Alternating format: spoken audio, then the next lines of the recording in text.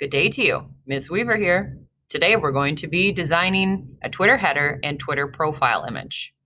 Yesterday, you completed the tutorial on Edpuzzle on how to get started in Photopea.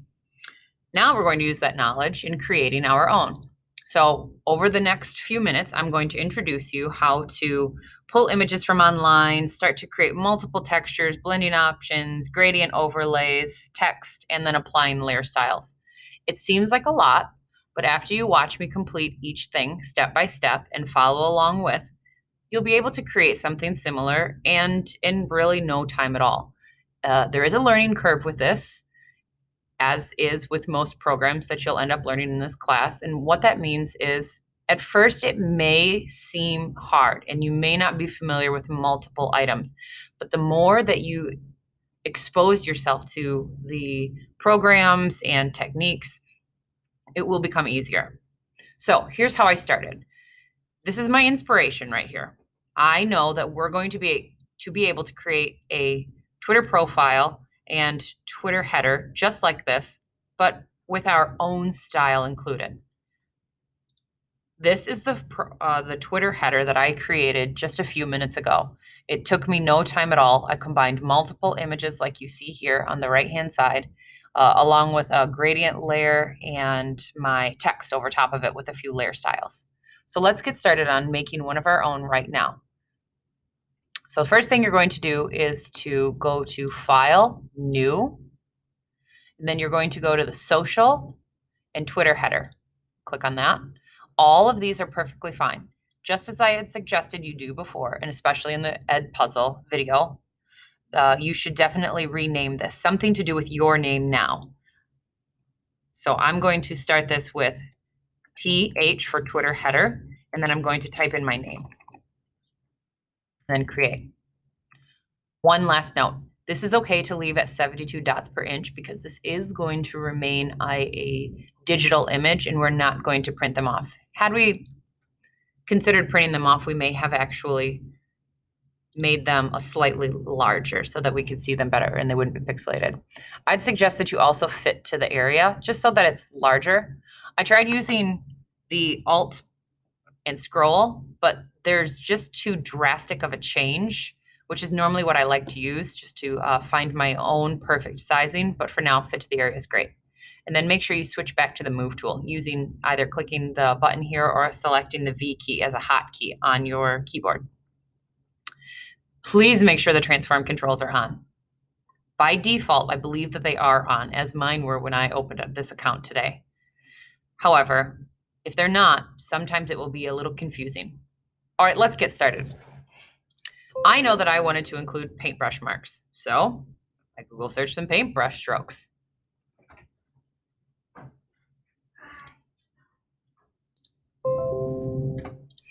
So, as I was saying, I was just interrupted briefly. Here, we are going to take one of the paintbrush images because I know that I want this texture in my background. I know that mixing something like this will create a very interesting texture. Is something that interests you, try to think of textures, physical appearances that things might have. So I'm going to right click on my image. If you are on a Chromebook, I believe you use a 2-finger click. Save image as, and I actually saved this to my desktop and I created a new folder to keep everything organized so that I didn't have to search for it later. I hate having to do that. I suggest you do the same. If you need to do that, of course, there's a new folder here where you could just create a new folder, and I believe it's the same on a Chromebook. So you just hit save. I already have it, so I'm not going to do that. The next thing I wanted to do is I thought it'd be interesting to combine some kind of vines or leaves, and I originally had thought of this. However, Google presented me with this little gem right here. I do like the way this looks, but I thought maybe with combining the two, they were a little too similar in where the dark areas lied, and same with the light areas. I didn't think that would work, so I did keep this one. Additionally, this has a nice variety of shapes that are going in multiple directions, vertically, diagonally, horizontally, the leaves. So this would be a great one too. Oh, also this one would be great. But I stuck with my images and I brought them into my project. So I'll do that now. I'm going to, oh, I did this where I opened up my folder. So I have my folder open to the left. I'm assuming that you won't be able to see that, but I do have them open. So I'm going to drag and drop them in just like so. And that's it. If you're on a Chromebook, I'm assuming that it would be much easier for you to just do File Open like this. And again, another window popped up. Not sure if you're able to see it, but you're just able to click on the images and then click Open. And what it does is opens it into another tab up here. So you have to grab a hold of it like this. You have to drag it over to your project that we're working on, which mine is supposed to be. Here it is. And then you drag it down to the image and you just drop it like so. Now, I actually really prefer this way because there are two different types of images that were just dropped in. Two of these are smart objects, which really just means that they can be resized and you can do a few things to them without harming the pixels that create the image. Whereas dragging and dropping them in this way, it just keeps them at a size that they were previously. So I can't really see all of that right now, and I could do multiple things. I think what I'll do is keep one of the smart objects. So I'll grab this guy right here, this layer that we can't see underneath, and I'll put it in my trash can. So now I have this image, the background. I really like the size that it is. I kind of prefer it. And if you do not hold the Shift key, you are not going to maintain the proportions of the image. What I mean by that is if I grab a hold of this handle, I can squish it, and it's going to end up looking something like this. So if I want to maintain those proportions as I squish it, I hold the Shift key like this. And so that way, regardless of where my mouse goes, it's going to maintain that original proportion. I really like this portion of the image right here, so I'm going to keep that. And then I'm going to always confirm my action. Next, I'm going to resize this image to get the texture where I want it to go. So I'm going to turn off this layer by selecting the eyeball, kind of like you're shutting it off or shutting your eye. I really enjoyed this part of the texture. So I'm going to intentionally distort the image and stretch it out so that I have a lot of that. And maybe even enlarge this section by dragging and stretching even more. Again, confirming what I've done. Now I'm going to change the way that these two objects blend together. I could not tell you that there is any one particular way to learn how to do this other than experiencing it for yourself, getting used to it, and then using that knowledge that you've built up over time to reflect back on which blending options that you'd like. Personally, I usually like to use the overlay, but one way to figure out what you like is you're going to do this. I think I would like this texture on top of this one, so I'm turning this back on. And what you could do is also play around with the way that these are on top of each other because they will blend together differently. Let's see what that actually means. So I've selected this, the blending layer, and I'm going to use my keyboard to go just down the layers and see what it looks like. I'm going to do one last thing, actually, before I move on with this. I'm going to lower the opacity of each layer.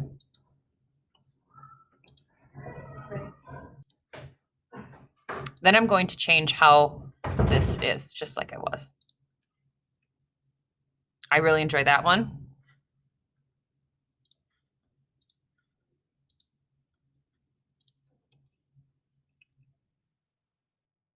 Ooh, I can really see the texture here, but it really washes out the vines a little too much. Something I could do to counter that is go back to my move tool, click on the layer that's underneath, and I could adjust the way that's seen. Notice that I can still see part of this while I can see this area. I use a lot of this word, so hopefully you're just keeping up with me. I really enjoy the way that this is beginning to look. I love how these layers are interacting. So this might be something that I would consider using. Although it's just a little too washed out. Perhaps I could lower the opacity of the upper layer so that I can still see certain things, or perhaps I just keep moving on with the way that these interact with one another. This is nice. I like the way that I can see the texture of the paint here and that I'm still seeing this, the vine in the background. The only problem I have with this is that there's a large area of interest right here with the paint, and then there's a large area of interest with this, really high piece of, I'd say that's some kind of moss growing on a log. So I need to move that. There. Now they're not both in the exact same spot. I feel much better about this. I like how this looks. I think it's very cool looking. I think that there aren't very many issues with where areas of interest are intersecting one another, and it seems well balanced with areas of interest. So next step, gradient overlay. New layer. It was created in between these two, so I want it to be on top, so I drag it up to the top. I come over to my gradient, click on that. I've already actually changed these, but I'm going to show you how to do it now. So once you click on gradient, you select it'll be black to white. Double click on it. Now there are multiple tabs that you need to be aware of here. Here is where you change the colors. And then here is where you move the position of where the gradient changes. So I could move the position so that the greens and even the pink interact much farther down here. Like where everything is seen, you can see them changing. If I do it faster, you can see it change more. You could also change where the colors are as far as how much they blend. So I could change the colors. So that's terrible. I'm gonna go back to where it was. All right, so I'm gonna keep those. I really enjoy these colors together. You can use whatever colors you like, even if they have nothing to do with the image in the background. So I click OK, making sure that I'm on the new layer. I just click and drag. You can see that there is a little line. I could redo that from here to here. Notice that if my line is smaller, that's where the gradient is stretched from point A to point B. Let's see what this looks like. Again, going afterwards and changing the blending options. I'm going to just scroll through and see what I like. I actually really like this one. I love how it's blending in the background here. Let's keep going. Too colorful for what I wanted.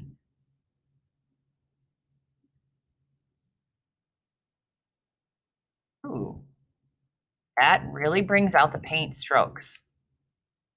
What was that one? Overlay. That dang overlay. It's always one of my favorites. Ooh. Now you could do multiple layers. So we could do something like an overlay like this.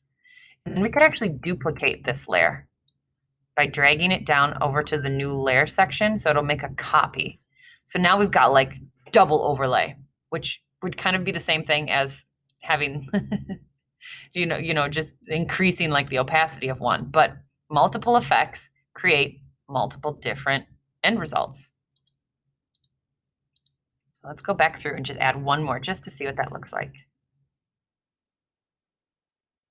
So if we were to do a color burn, which is this one, and then if we were to do an overlay, let's see what it would look like without. So this is just with the overlay, and then this is with the overlay and a color burn.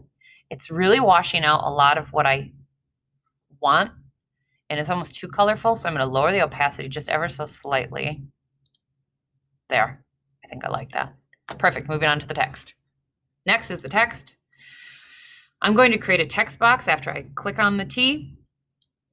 I actually want the text box to be all the way to the edges, and then I'm going to center it that way instead of relying on my eyesight to perfectly center a box. So I've changed it to center. I already have a large text because I know that this is going to require one. I've already changed the color, but I'm going to change it again. Let's say I want to pick a color in my image to use, which would be a very natural way of including a color. Maybe I'll use this one. I couldn't have guessed that that was what that was going to be, but I've got it. Next, before I start typing, I'm going to choose a font, which of course can be changed later, or a typeface. Oh boy, that's going to be nice and probably terrible.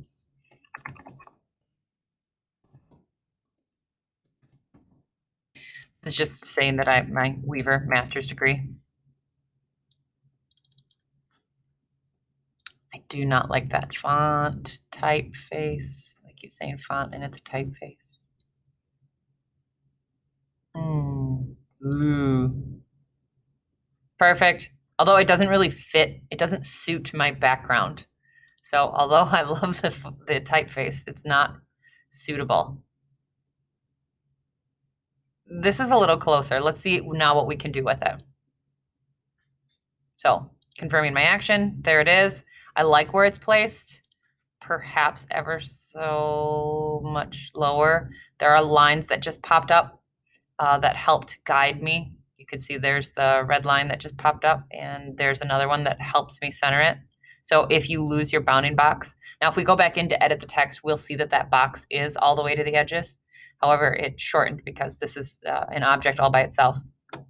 Now I'm going to add layer style to it, which is this here, this EFF layer style.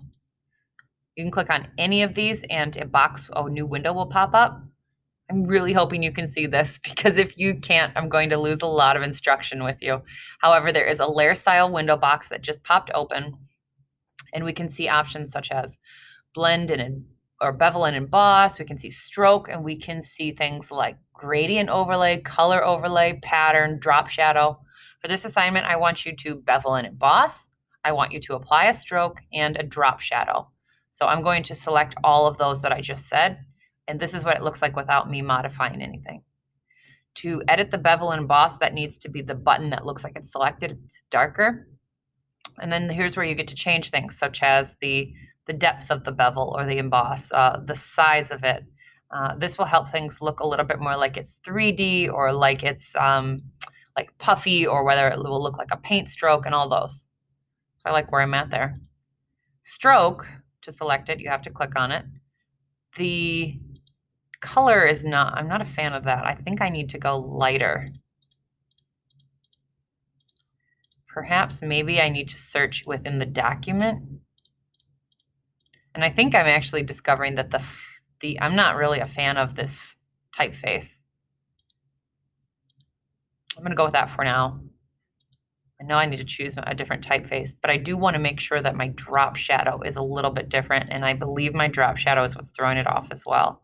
I think my drop shadow needs to be something darker and something that's within the document.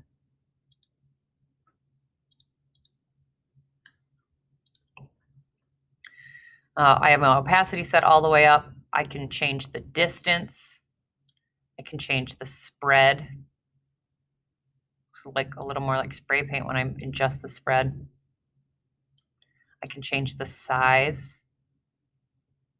I can change the orientation so that it looks like the sun is moving. And then of course changing the drop shadow location. I think I'm going to keep that and then lower the opacity slightly so it's not as prominent. Click OK. This is it. Then this is your document. This is what you'll be creating today. I would like you to also create a matching Twitter profile image, which essentially you could just copy all of these layer styles by grabbing a hold of each one, selecting like this, and dragging them into your new project so that they are a part of it. And if it's slightly different, that's perfectly fine. When you're done with each, you're going to go up to File, Save as a PSD, or you could export it as a PNG. Because then what we're going to do is we're going to open them back up into one document and resave them so that they're visible together so that we have a black background, this displaying next to this one. And then we're still going to outline it with your with a white line so that they stand out. That will be shown in the next video.